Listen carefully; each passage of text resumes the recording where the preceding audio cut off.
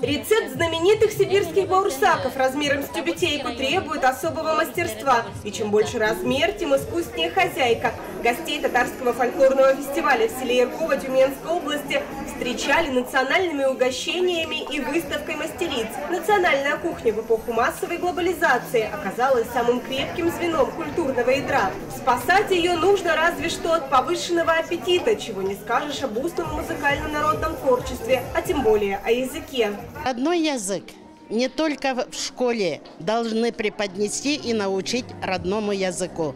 Давайте говорить дома, в быту, со своими детьми, внуками по-татарски. В Ярковском районе Тюменской области из 73 населенных пунктов 17 татарские. Есть села, чья история насчитывает не одно десятилетие. В них живут сибирские татары, а есть деревни, основанные в начале 20 века переселенцами с Поволжья. Свой колорит они показывают раз в год на областном фестивале татарского фольклора.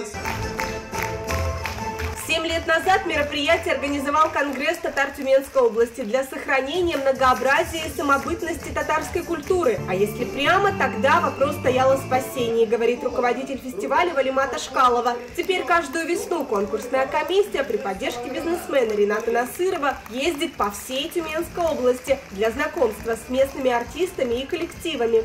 Если проанализировать все эти годы в целом, то, наверное, самая главная и радостная вещь, что фольклор жив, и во всех районах номера были, которые связаны с любым фольклором аутентичным. В этой этнографической постановке школьники из села Красный Яр показывают, как проходили деревенские вечера 100 лет назад с песнями и танцами. Типичная для многих сел региона картина, где сибирско-татарский и поволжский фольклор смешались. Говор в этой деревне сложился такой, что он и не сибирский, он и не литературный. Вот смесь. Вот если даже в словах они одно слово скажут литературно, а другое скажут по-сибирски. И только современное поколение школьников между собой общается по-русски. Фольклорные постановки – это способ привить детям привычку говорить друг с другом по-татарски, поясняет учитель родного языка и литературы Красноярской средней школы, руководитель ансамбля по совместительству, специалистов с подготовкой для работы в сфере традиционной культуры в районе дефицит.